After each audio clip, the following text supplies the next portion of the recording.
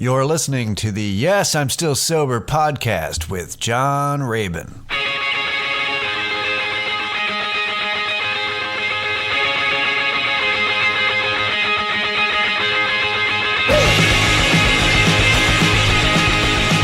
Hello, everybody. Welcome to the Yes, I'm Still Sober podcast with John Rabin. It's episode 57.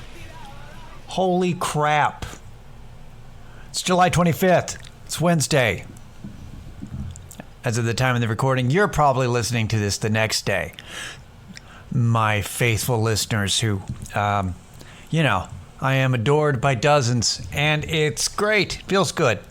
Hope everybody's doing all right. Hope you're enjoying your week. Here in Austin, Texas, it is actually quite nice today. It's like upper 80s for most of the day. It's fucking weird. Makes me think that August is gonna suck, like on a level that we've forgotten.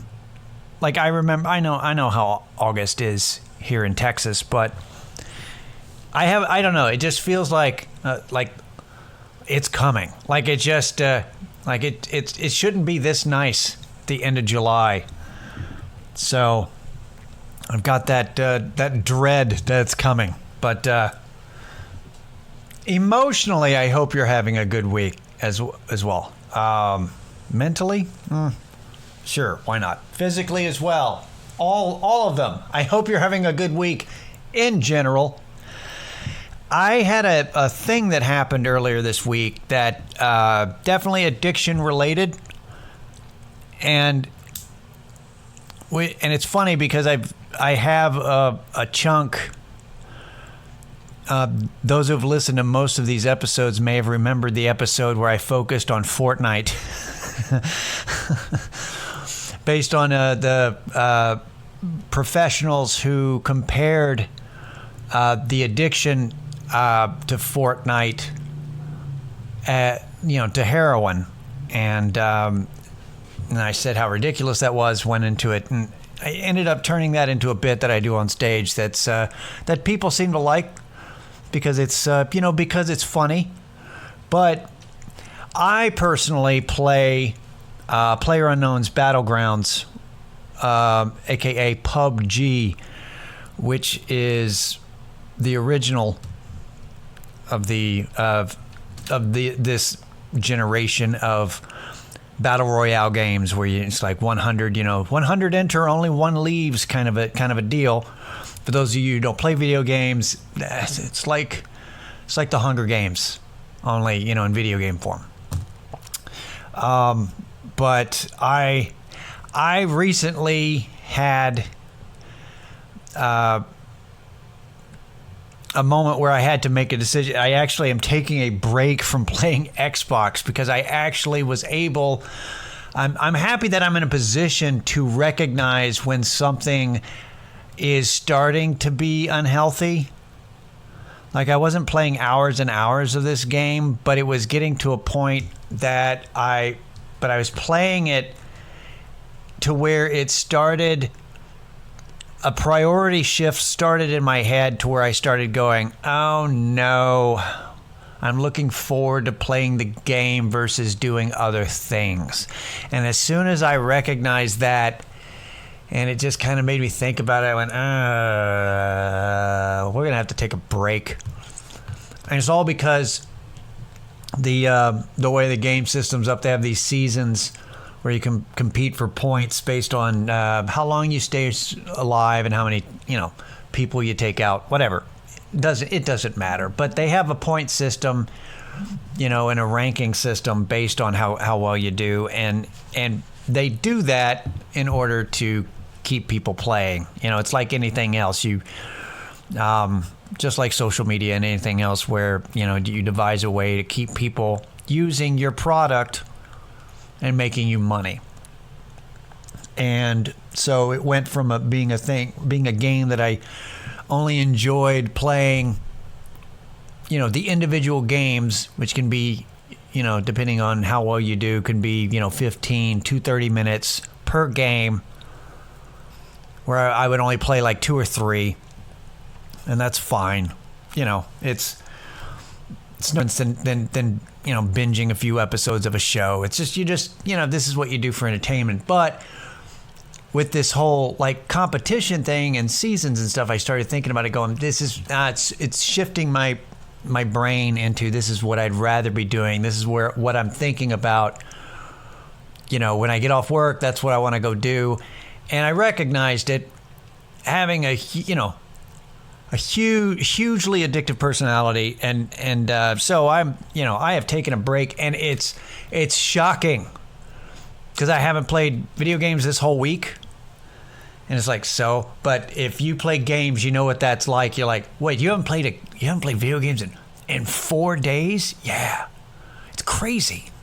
But the crazy part was not playing games and realizing how much free fucking time you have. And you're like, oh shit, I was playing a bit. So that's, but I don't know. It was a very, I really consider it a win to recognize unhealthy behavior ahead of time, and shifting and going, all right, let's nip that in the bud before it gets out of hand. But also, as my bit says, it's also kind of easy to do once you get past the this is what I'm used to doing, because there's no physical withdrawals to the game. You don't quit playing and then shit yourself. I mean, if you do, it's not game related, but there's not there. That's definitely not a thing. I'm not going through any kind of physical withdrawals for not playing. In fact, I'm actually physically improving because I'm working out more. That's kind of what I've been doing. If I'm really bored and I'm going, maybe I'll play a game. Nope, I go exercise. So give me something to do, to try to read more. This social media has just completely screwed a lot of us with our attention span for reading. Just trying to read an actual book and getting through like 3 pages and going, wow, I'm exhausted. My eyes hurt. How did I get here? This is, you know, when I was in Travis County, you know, in jail and treatment, when I was in custody, I read 33 books in 6 months. And now I'm getting tired after 3 pages. This is not good. I need to put this fucking phone down. Like, it's really just kind of one of those things that you're like, man, I really need to work on this. But still, I consider it a win to play less games at 45. Because also I realized, like I made a ranking in that game. I got like in the top 100 players in North America last season, which is really, you know, like, interesting flex, bro. No, I get it, but you got to understand, you know how impressive that is to get in the top 100 players in my 40s? If that totally like confirms that I'm not partying anymore, because nobody in their 40s can get in the top 100 games if they're going out. That's obvious. It's a really obvious thing that I'm staying home more often if I actually did that. And it's not that actually added to the wow, I really shouldn't be in the top 100 players of a video game. This is not good. Don't you have a girlfriend? You might want to leave the apartment. So, I don't know. It was just one of those things that I'm glad I headed off at the pass of this thing and stopped it. So, yay me? Question mark. And related addiction news. So there was some. There was a report released by New York Times. It was reported in by the New York Times that said that the preliminary data had shown that drug overdose deaths may have fallen by 5% in 2018 versus 2017, which would be the first drop and overdose deaths since this opioid epidemic began in the 90s. That's what they say. And it seems like good news. Of course, when I had read it, I kind of went, because I already see it coming, that this data, even if it's corrected, like, because it's preliminary data, it's subject to change. Like, full report is not actually going to be ready till, for 2018. The full report's not even going to be ready till like the end of this year, which is kind of odd that it takes a full year, but that's what they say. And so that could change. But because it's already been reported, this is totally going to be used for spin during election shit that we're going to be inundated with, that we're already being inundated with, and that will certainly get worse and worse until the election in what, 16 months? Oof. But so I already see it being spun as, see what we did? We brought the OD deaths down by 5%. Because the thing about that is that, I mean, that's somewhat good news, but also what that means, because we're still at like over 68,000 drug overdose deaths in 2018, which is a drop from, but 2017 was like over 70,000.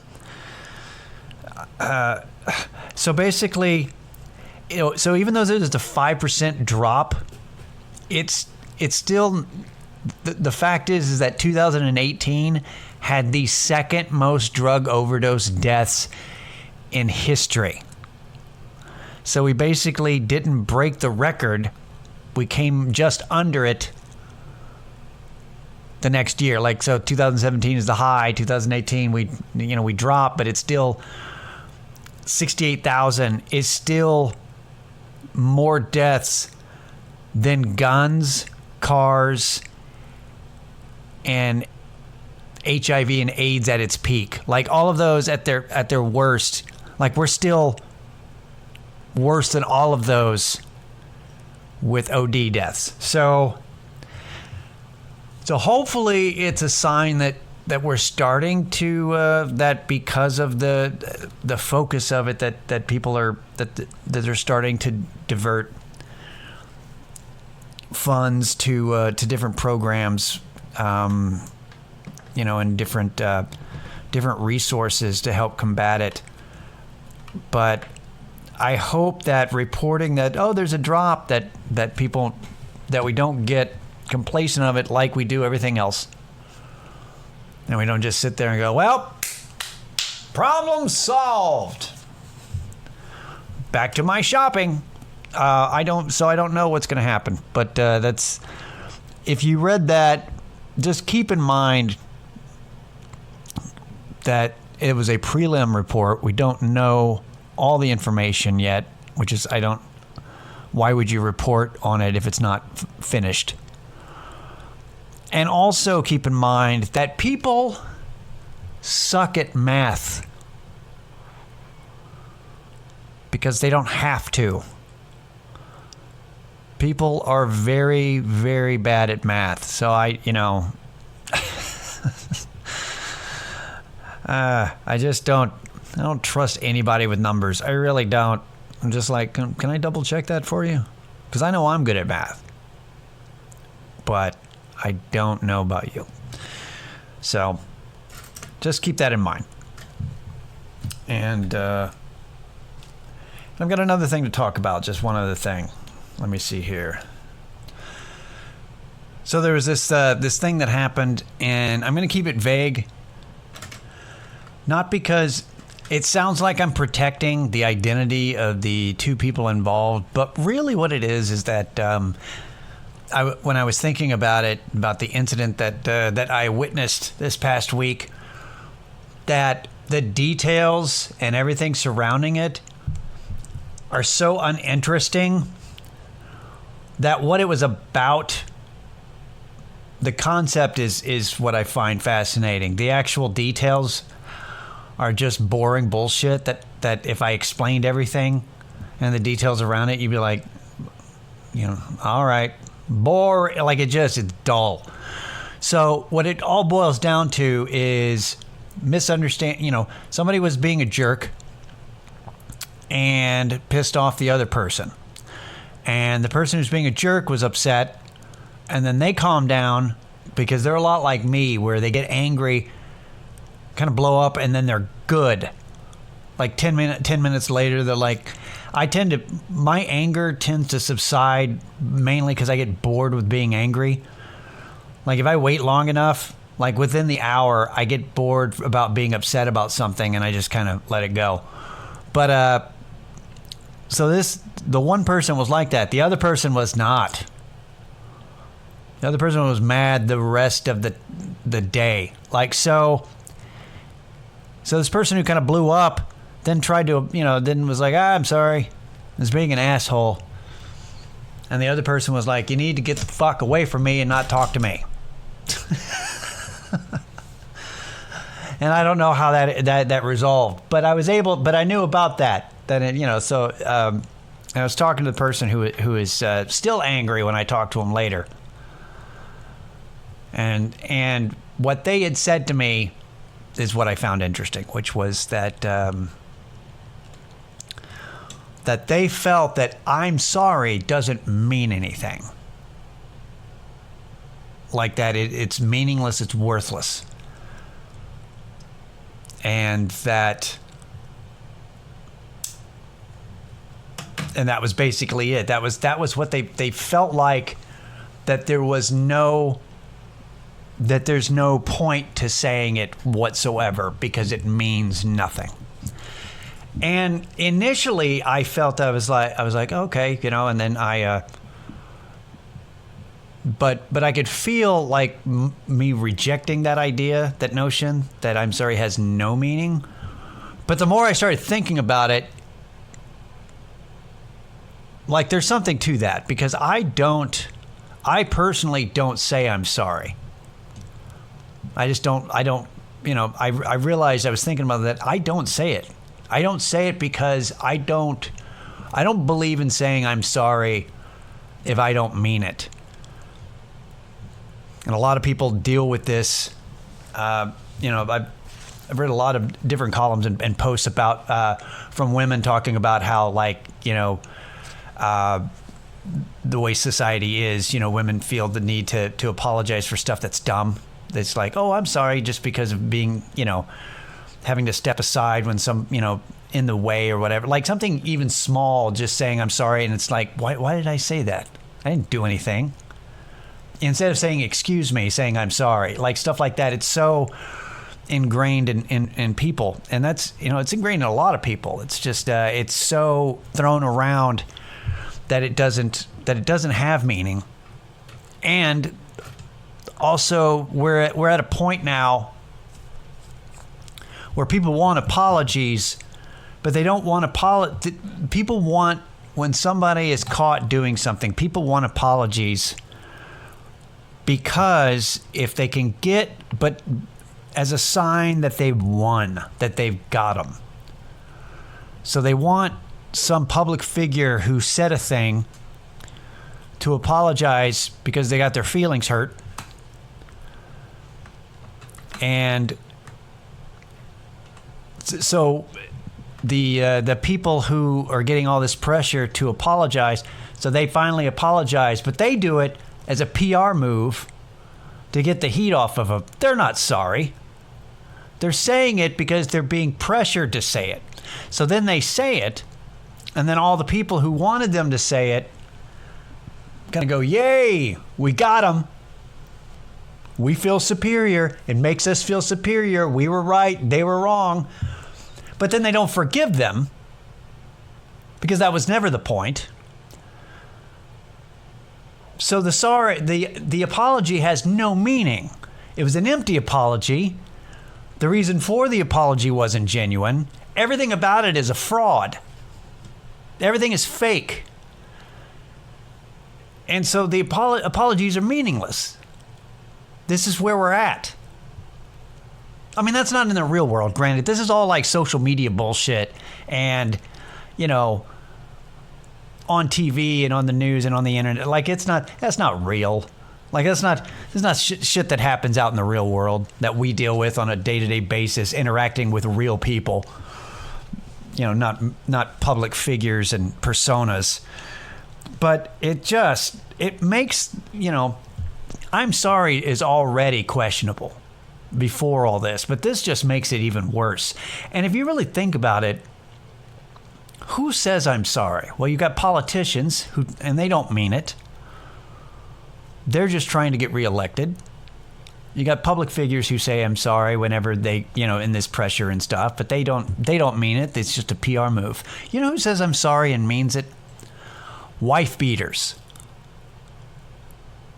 And yet they keep doing it. It's just because the whole idea, what makes, because I've read different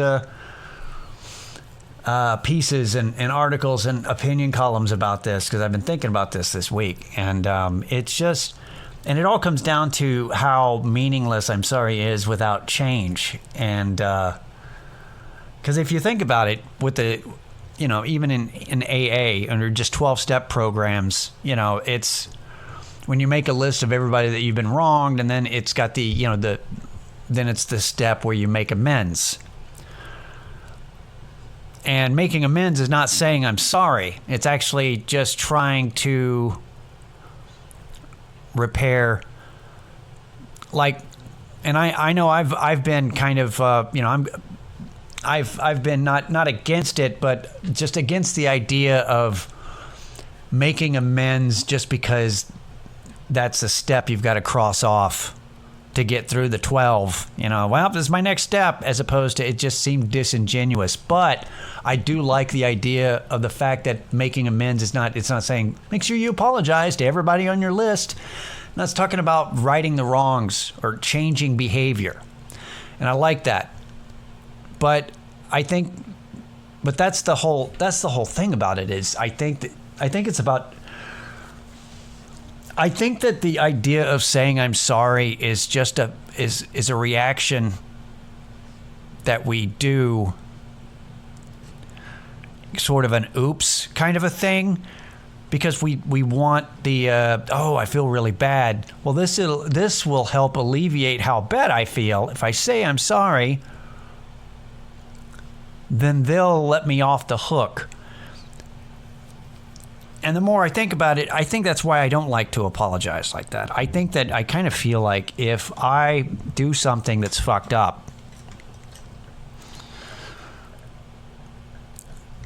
that maybe your actions maybe those consequences of your actions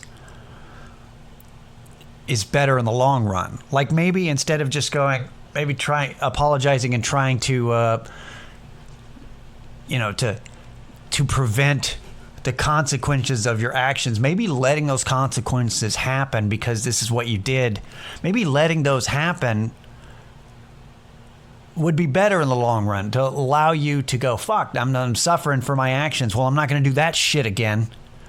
That seems to be, in the long run, that seems to be more healthy. Granted, it doesn't make you look good. And I think that's the whole thing, is I think you want to look better.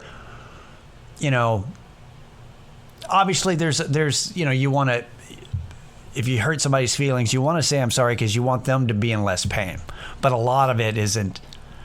So I get that. But I know for me that I am rarely sorry. You know, it's just like, well, you know, I know what my intentions were. Like, I'd rather just explain the misunderstanding and what my intentions were. And if they don't get it, it's like, well, this is, you know, I had no intention of hurting your feelings. I didn't know you were being sensitive, like overtly sensitive to what I did. Or I know that what I was doing was wrong. Like, I knew what I was doing. I mean, how disingenuous is it to apologize for something that you knew you were wrong when you did it? It's almost, I'm sorry sounds more like you know, it sounds like an abbreviation for I'm sorry I got caught. That's really what it is. And I'd rather not be that. I would rather be an asshole to people than do that. I'd rather them think, well, that guy's just a dick. I'd rather that and then deal with the fact that they think I'm a dick than to be disingenuous.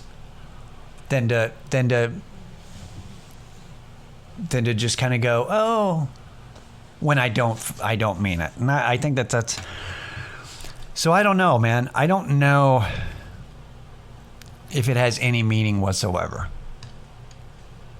I guess that's what this whole thing has been. And I have yet to really see a good argument for apology. Like, it's like apology with action. Okay, well then why the apology at all? Why not the action? Why don't you make things right and then apologize after, maybe? I don't know. It's just in this day and age, that's what it seems like, man. It just seems like, I'm sorry didn't have much weight to it to begin with, but the way it's thrown around now, I think it's even more meaningless. That's upbeat, isn't it? So, so take it from me, everybody. Don't apologize for anything. Well, maybe just don't be a dick.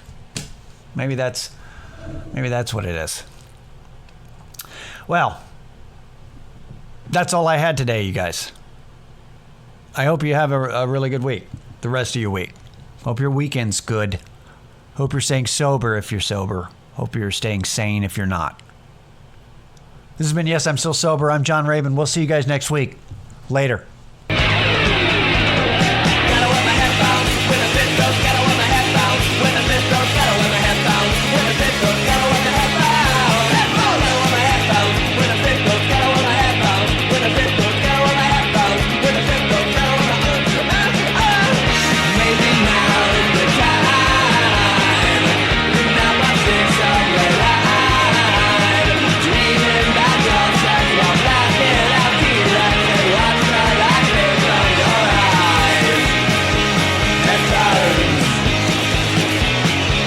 Let's ride.